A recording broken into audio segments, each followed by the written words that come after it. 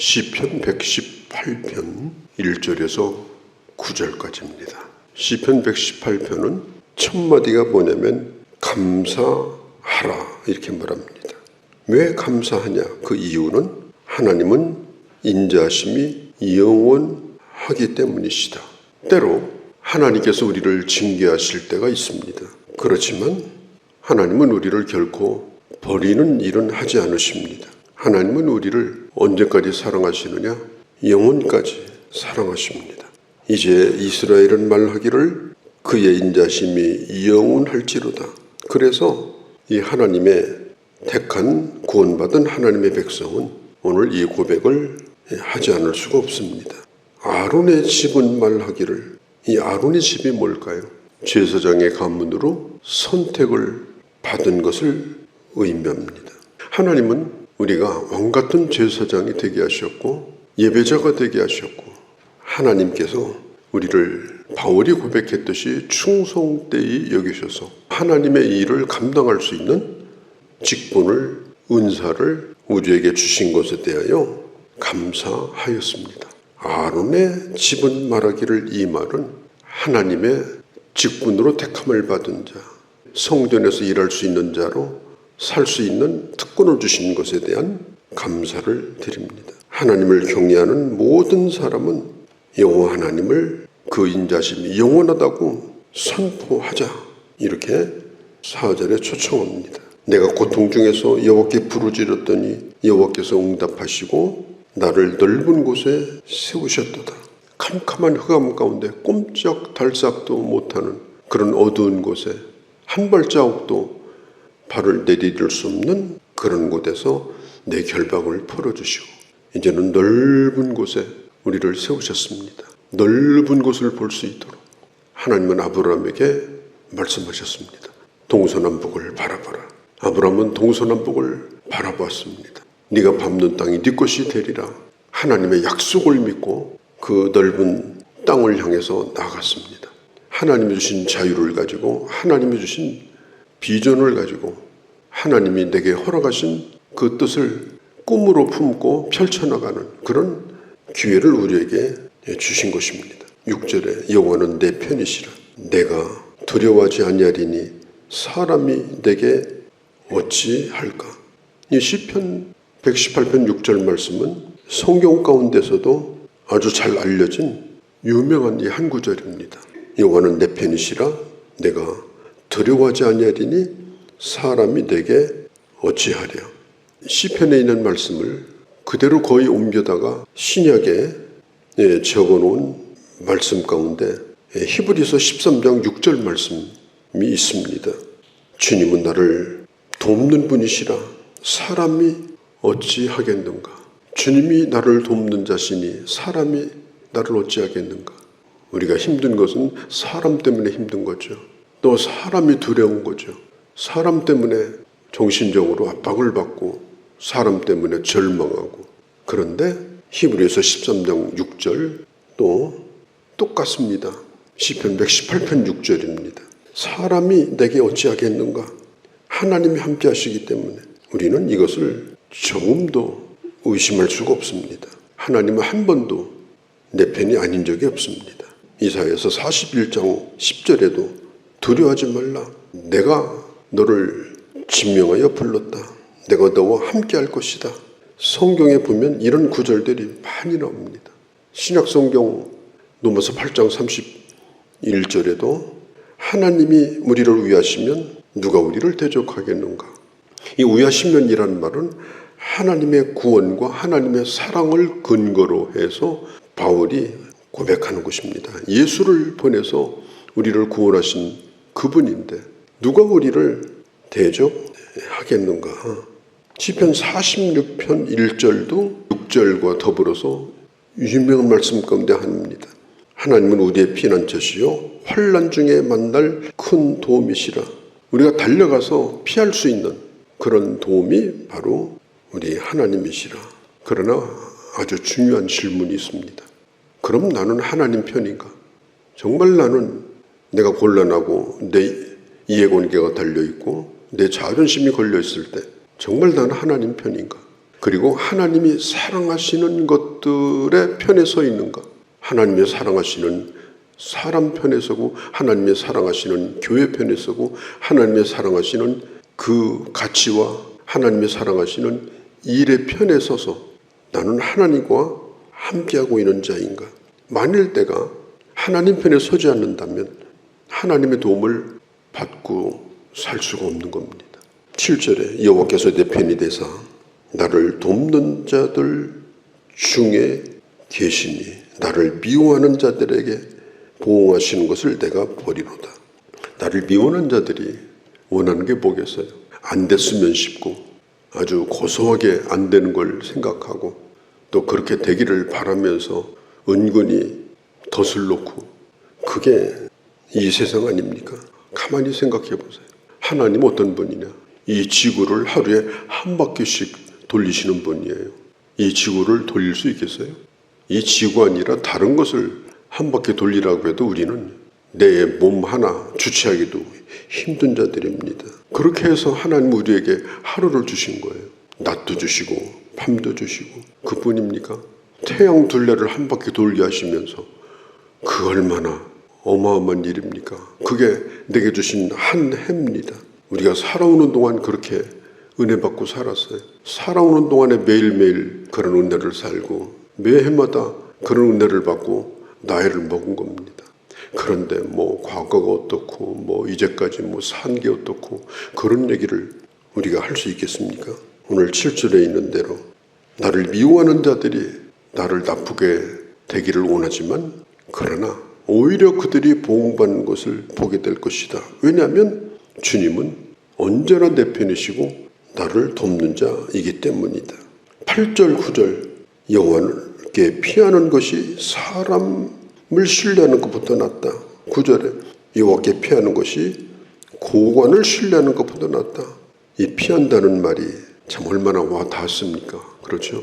피하는 거, 피할 때가 있다는 거.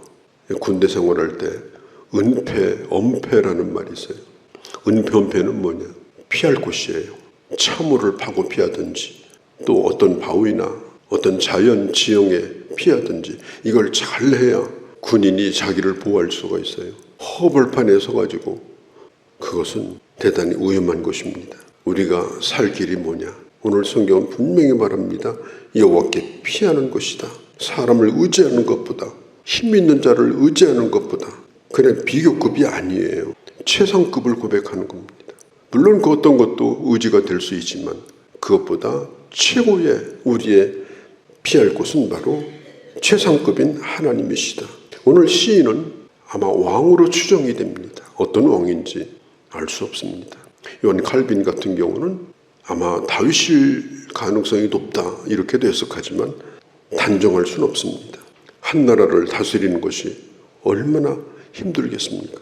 그것도 강대국 사이에서 누구에게 의지하고 누구의 손을 붙잡아야 되고 또 수많은 충신도 있지만 간신도 많은 사람들 틈에서 어떻게 자기 권력을 지킬 수 있겠는가? 대적들이 자기를 겹겹이 싸고 있는 그런 상황들 10절, 11절, 12절에도 애워쌌다는 말이 반복이 돼요. 애워쌌다는 말이 뭐예요? 감출 데가 없는 거예요. 대적에게 다 드러나 있는 거예요. 아주 강한 대적들과 마주 서 있는 상황 가운데서 내가 누구를 의지해야 되나? 이럴 때는 의지할 사람을 찾잖아요. 의지할 나라를 찾잖아요.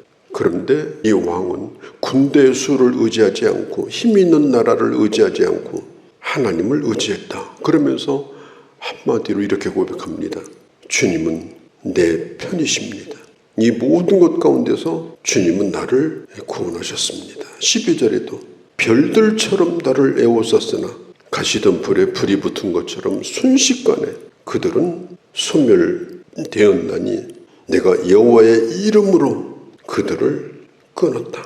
그 모든 것들을 끊고 내가 이길 수 있었던 것은 내가 주님의 이름으로 이겼다. 이 왕은 아마도 강력한 적들에게 연합군들에게 둘러싸여 있었을지 모릅니다. 그러나 하나님의 도움으로 그들을 물리치고 승리하는 그런 모습을 연상해 볼 수가 있습니다. 13절에 너는 나를 밀쳐 넘어뜨리려 하였으나 여호와는 나를 도우셨다. 여기서 너라고 이름을 부른 것은 너야? 너구나. 너였어? 잘 아는 사람입니다. 자주 보는 사람이었습니다. 가깝다고 생각하는 사람이었습니다. 그런데 뒤통수를 친 겁니다. 뒤에서 안 되기를 바란 겁니다.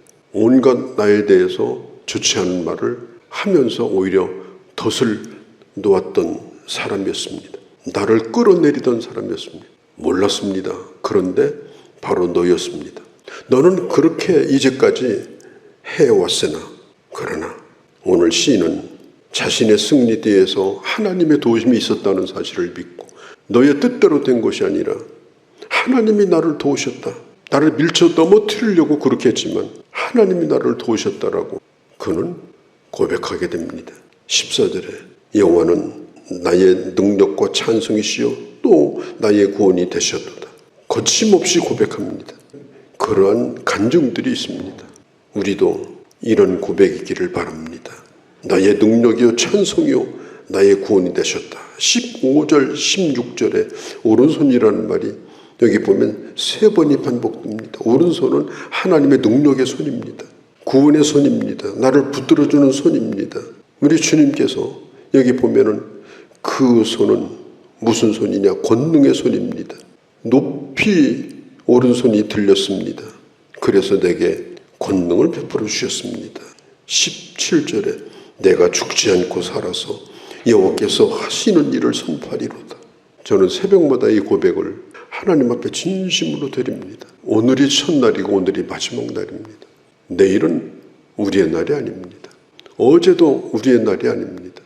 그래서 하루를 맞는 오늘의 이 첫 시간에 하나님 앞에 고백을 드리는 겁니다. 하나님, 오늘이 저에게 처음이요 마지막 날입니다. 오늘 내가 살아있다는 것에 대해서, 하나님이 내게 시간을 주셨다는 것에 대해서 이걸 감사하는 겁니다.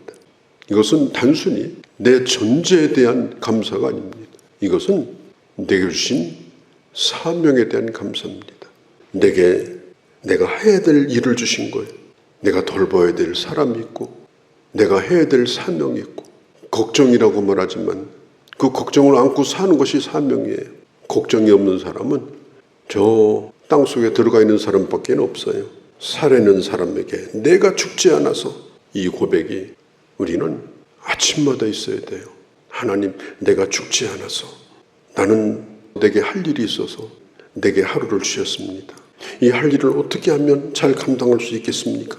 그래서 아침마다 하나님 앞에 물어보고 도움을 구하면서 하루하루를 살아가는 것, 이게 얼마나 귀한 일입니까? 묻는 거예요. 하나님, 나를 살려주신 이유가 뭡니까? 나를 죽음의 수렁에서 오늘도 건져주시고 이 날을 주신 이유가 뭡니까? 그런 하루가 아니지 않겠습니까? 고백이 바로 오늘 이 고백입니다. 내가 죽지 않고 살아서 여호와께서 하시는 일을, 하나님 댁에 맡겨준 일을 이 땅에 드러내는 이 사명을 감당케 하옵소서. 오늘 마지막 절 18절에 여호와께서 나를 심히 경책하셨어도 죽음에는 넘기지 아니하셨도다. 우리는 죽겠다는 말을 너무 많이 합니다. 심지어 좋아도 죽겠다고 합니다. 싫어서 죽겠고 좋아서 죽겠고 피곤해서 죽겠고 아주 죽는다는 말을 매일 입에 달고 다닙니다. 주님은 우리를 죽음에 넘기지 아니하셨는데 죽겠다고 말하고 살면 되겠습니까? 왜 살게 하셨는지, 왜 은혜를 주셨는지, 왜 나를 죽음에 넘기지 아니하셨는지, 한 것으로 봐서는 오늘이 내 날이 될 수가 없는 그런 죄인인데 주님이 나를 경책하셨어도 죽음에 넘기지 아니하고 내가 죽지 아니하고 살아서 이런 시간을 갖게 된다는 거, 얼마나 이게 소중한 일입니까? 우리 인생은 하루만 살아도 감사한 거예요. 하루만 살아도 감사한 날, 그날이 우리 마지막 날이 되지 않겠습니까?